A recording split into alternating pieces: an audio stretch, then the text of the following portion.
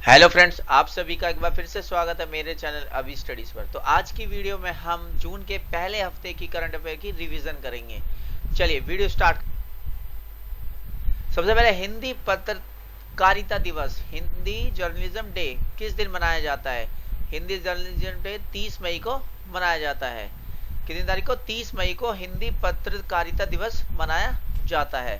इसके बाद विश्व तंबाकू निषेध दिवस यानी कि वर्ल्ड नो टबैको डे किस दिन मनाया जाता है? 31 मई। हाँ जी, 31 मई को वर्ल्ड नो टबैको डे मनाया जाता है। इसके बाद संयुक्त राष्ट्र संघ द्वारा प्रतिवर्ष जिस तारीख को संयुक्त राष्ट्र शांति सैनिक अंतर्राष्ट्रीय दिवस, संयुक्त राष्ट्र शांति सैनिक अंतर्राष्ट्रीय दिवस के रूप में मनाया जाता है। कब? 29 मई को। हाँ जी, 29 मई को क्या मनाया जाता है? संयुक्त राष्ट्र शांति सैनिक अंतर्राष्ट्रीय दिवस। किसके द्वारा मनाया जाता है? संयुक्त राष्ट्र संघ द्वारा। इसका विश्व दुग्ध दिवस यानी कि world milk day, world milk day 1 जून को मनाया जाता है। कब मनाया जाता है वर्ल्ड मिल्क डे? 1 जून को। इसके बाद वैश्विक अभिभावक दिवस यानी कि global day of parents, global day of parents किस दिन मनाया जाता है? 1 जून को। ये भी 1 जून को मनाया जाता है। क्या? Global day of parents. इसके बाद वर्ल्ड बाइसिकल डे यानी कि विश्व साइकिल दिवस कब मनाया जाता है आपका? 3 जून को। वर्ल्ड बाइसिकल दिवस कब मनाया जाता है? 3 जून को। तो एक बार फिर से देख लेते हैं। हिंदी जर्नलिज्म डे 30 तारीख को, वर्ल्ड नो टबैको डे 31 मई, संयुक्त राष्ट्र शांति सैनिक अंतर्राष्ट्रीय दिवस 29 मई, विश्व दुग्ध दिवस यानी कि वर्ल्ड मिल्क डे 1 जून को मनाया जाता है, ग्लोबल डे ऑफ पेरेंट्स 1 जून को मनाया जाता है, वर्ल्ड बाइसिकल डे 3 जून को मनाया जाता है। इसके बाद जिस राज्य ने सरकार ने हाल ही में घोषणा की ऐसे अनाथ बच्चों के नाम 5 लाख रुपए सावधि जमा किए जाएंगे जिनके माता पिता में से कम किसी एक की कोविड-19 की वजह से मौत हुई है।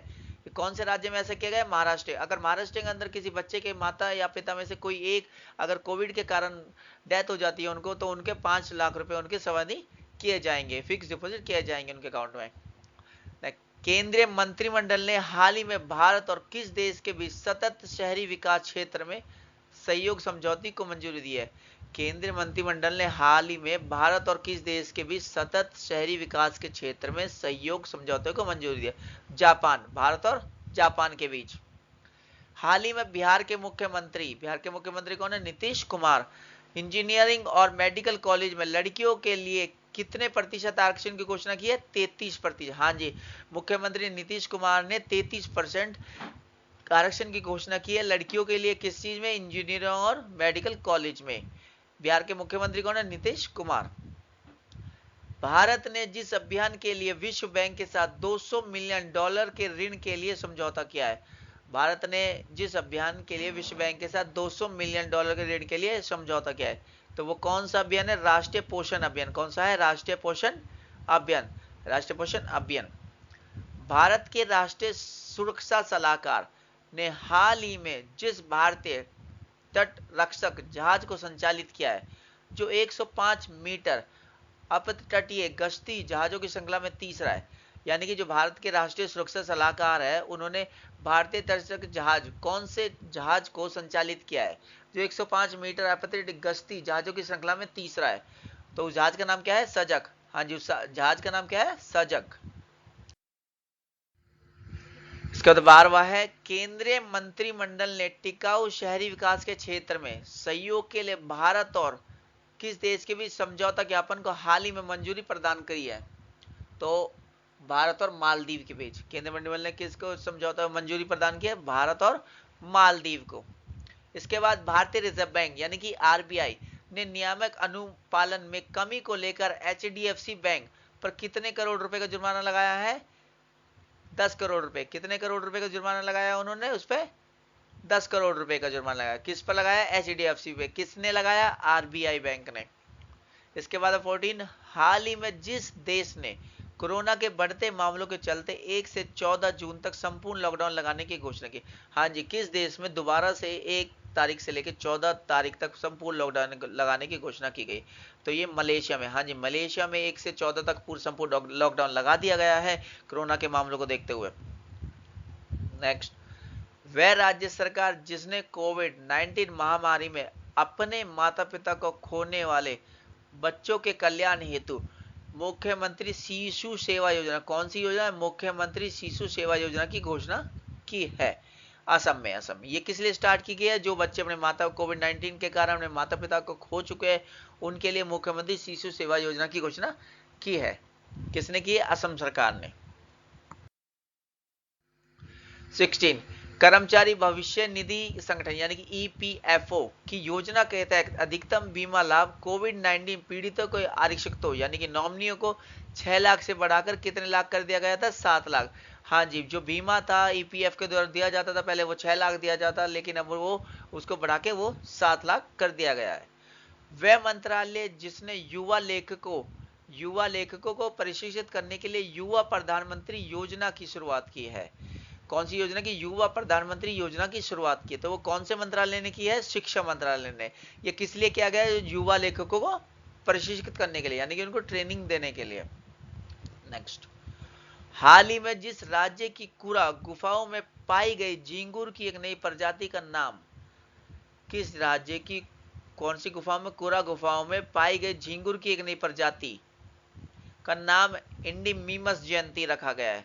क्या नाम रखा गया प्रजाति का? इंडीमीमस जयंती रखा गया है। तो छत्तीसगढ़, हाँ जी, छत्तीसगढ़ की कुरा गुफाओं में झींगुर की एक नई प्रजाति पाई गई है जिसका नाम इंडीमीमस जयंती रखा गया है।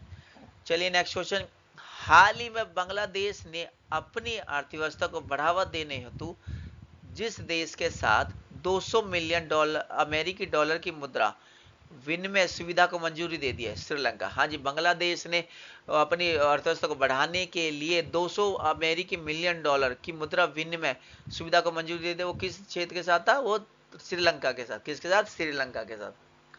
जिस देश में बर्ड फ्लू का H10N3 स्ट्रेन से संक्रमित पहले शख्स का मामला सामने आया, बल्कि किस देश में बर्ड फ्लू H10N3 स्ट्रेन से संक्रमित पहले शख्स का मामला सामने आया है? तो कहां पे आया है? चीन में। हाल ही में जिस देश की सरकार ने कहा कि अब देश के प्रत्येक दंपति को 2 नहीं बल्कि 3 बच्चे को जन्म देने की अनुमति है? हाँ जी, किस देश में पहले बच्चों को 2 की अनुमति थी लेकिन अब 3 बच्चे पैदा करने की उनको अनुमति दे दी गई है? तो वो कौन सा देश है? चीन। हाँ जी, चीन। चीन में ये पहले जो बच्चों की पैदा करने की जो अनुमति थी वो 2 बच्चों की थी, लेकिन इसको बढ़ाकर अब 3 बच्चे कर दिया गया है। महाराष्ट्र सरकार ने जितने प्रतिशत ईडब्ल्यूएस कोटे के तहत मराठा आरक्षण को मंजूरी दे दी है? कितने प्रतिशत ईडब्ल्यूएफ कोटे के तहत मराठा आरक्षण को मंजूरी? तो ये 10%। कितने प्रतिशत? 10%। दुनिया की दूसरे नंबर की जिस टेनिस खिलाड़ी ने फ्रेंच ओपन से अपना नाम वापस ले लिया, दुनिया की दूसरे नंबर की खिलाड़ी कौन है? Naomi Osaka. तो उन्होंने अपना फ्रेंच ओपन 2021 से उन्होंने अपना नाम वापस ले लिया है क्योंकि उन पे टेनिस एसोसिएशन ने एक जुर्माना लगा दिया था। इसी कारण नाओमी ओसाका ने अपना नाम फ्रेंच ओपन से अपना नाम वापस ले लिया। नागरिक उड्डयन महानिदेशक यानी कि डीजीसीए ने कोरोना महामारी को देखते हुए अंतर्राष्ट्रीय उड़ानों पर जब तक के लिए रोक लगा दी है। ये डीजीसीए ने कोरोना महामारी को देखते हुए जो हमारी अंतर्राष्ट्रीय इंटरनेशनल उड़ान है, फ्लाइट है, इंटरनेशनल फ्लाइट है जो हमारी, उन पे कब तक के लिए रोक लगा दी? 30 जून तक। कितनी जून तक? 30 जून तक। कहाँ किसने लगाई? डीजीसीए ने। किसके कारण? कोरोना महामारी को देखते। सुप्रीम कोर्ट के जिस रिटायर्ड जस्टिस ने राष्ट्रीय मानवाधिकार आयोग यानी कि एनएचआरसी के नए अध्यक्ष के रूप में पदभार संभाल लिया है?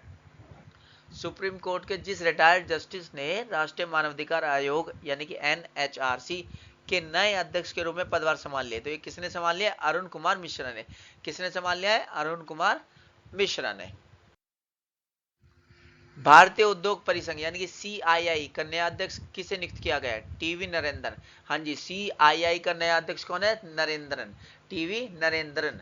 भारतीय उद्योग परिसंघ, सीआईआई का फुल फॉर्म क्या है? भारतीय उद्योग परिसंघ। हाल ही में जिस राज्य सरकार ने अंकुर नाम की एक योजना शुरू की है, कौन से नाम की? अंकुर नाम की एक योजना शुरू की गई है, तो किसमें शुरू की? मध्य प्रदेश। मध्य प्रदेश में अंकुर नाम की एक योजना शुरू की गई है। असम राइफल्स के नए महानिदेशक के रूप में जिसने अपना पदभार संभाल लिया है, असम राइफल्स के महानिदेशक के रूप में जिसने अपना पदभार संभाल लिया है, तो उनका नाम क्या है? Lieutenant general Pradeep Chandran Nair. उनका नाम क्या है? Lieutenant general Pradeep Chandran Nair. इससे पहले वो भर्ती विभाग के महानिदेशक थे, तो अब उनको वहां से हटके यहाँ पे असम राइफल्स के नए महानिदेशक बन चुके हैं वो। इसके बाद 29, राष्ट्रीय सांख्यिकी कार्यालय यानी कि NSO के आंकड़ों के अनुसार वित्त वर्ष 2021 में भारतीय अर्थव्यवस्था में जितने प्रतिशत की गिरावट आई है, यानी कि भारतीय अर्थव्यवस्था यानी कि जीडीपी में कितने प्रतिशत की गिरावट आई है?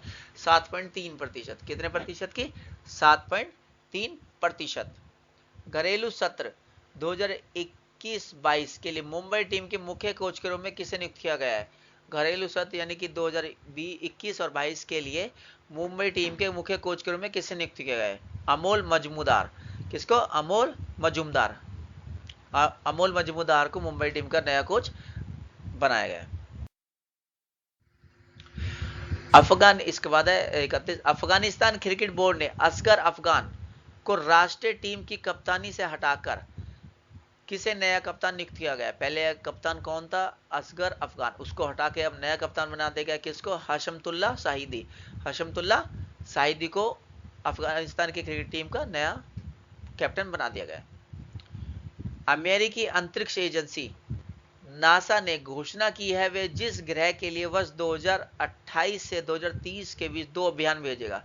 तो वो नासा कौन से ग्रह के लिए अपने 2 अभियान भेजेगा 2028 से 2030 के बीच में? तो वो कौन सा ग्रह है? शुक्र ग्रह। कौन सा ग्रह? शुक्र ग्रह। जिस देश ने स्वच्छ ऊर्जा नवाचार को बढ़ावा देने हेतु सदस्य देशों में इनक्यूबेटरों का एक नेटवर्क बनाने के उद्देश्य से एक वैश्विक पहल मिशन इनोवेशन क्लीन टेक। कौन सा mission? Mission innovation clean tech exchange launch किया है। तो ये किसने लॉन्च किया है? ये भारत ने लॉन्च किया है।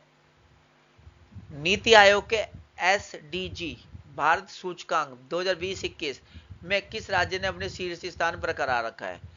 नीति आयोग के SDG भारतीय सूचकांक 2020-21 में किस राज्य ने अपना स्थान बरकरार रखा? शीर्ष पर, माने कि फर्स्ट पर आया केरल। हाँ जी, केरल। 35वां है, किस देश के पूर्व प्रधानमंत्री अनिरुद्ध जगन्नाथ का 91 वर्ष की उम्र में 3 जून 2021 को निधन हो गया है? 91 वर्ष की उम्र में 30 जून 2019 को निधन हो गया। किसके प्रधानमंत्री थे? मॉरिशस। क्या नाम था उनका? अनिरुद्ध जगन्नाथ। इसके बाद असम साहित्य सभा के जिस पूर्व अध्यक्ष और प्रख्यात साहित्यकार का 79 वर्ष की उम्र में निधन हो गया, तो उनका नाम क्या था? लक्ष्मीनंदन बोरा। लक्ष्मीनंदन बोरा ये कौन थे? असम साहित्य सभा के पूर्व अध्यक्ष थे और प्रख्यात साहित्यकार थे। फोर्ब्स की तरफ से जारी ताजा रैंकिंग में सर्वाधिक कमाई करने वाले 100 खिलाड़ियों की सूची में एकमात्र भारतीय खिलाड़ी को 197 करोड़ रुपए की कमाई के साथ 59वां स्थान प्राप्त हुआ है। कौन सा स्थान प्राप्त हुआ? 59वां। तो किसको प्राप्त है? विराट कोहली को। उनकी कमाई टोटल कितनी होगी है? 197 करोड़। इससे पिछले साल उनका जो नंबर था वो 66वां नंबर था, उन्होंने 7 नंबर की बढ़ोतरी मिली है, जिस कारण वो 59वें नंबर पर आ गए। और 2020-21 में 32 करोड़ रुपए की अपनी जो प्रॉपर्टी है, जो भी है, उनको वो बढ़ा लिया है कमाई। इसके बाद 38, एशियाई विकास बैंक यानी कि ADB ने जिस राज्य में सड़क के बुनियादी ढांचे का उन्नयन करने हेतु सरकार के साथ $25 लाख की ऋण सहायता के लिए एक समझौते पर हस्ताक्षर किया है? एशियाई विकास बैंक यानी कि ADB ने जिस राज्य की सड़क के बुनियादी ढांचे का उन्नयन करने के हेतु केंद्र सरकार के साथ $25 लाख के ऋण सहायता के लिए एक समझौते पर हस्ताक्षर किया है, तो किस है? सिक्किम। हाँ जी, सिक्किम। तो दोस्तों आज की अगर वीडियो पसंद आई हो तो लाइक, शेयर एंड चैनल को सब्सक्राइब जरूर करें, और इस वीडियो की PDF आपको डिस्क्रिप्शन में मिल जाएगी। Thank you. जय हिंद।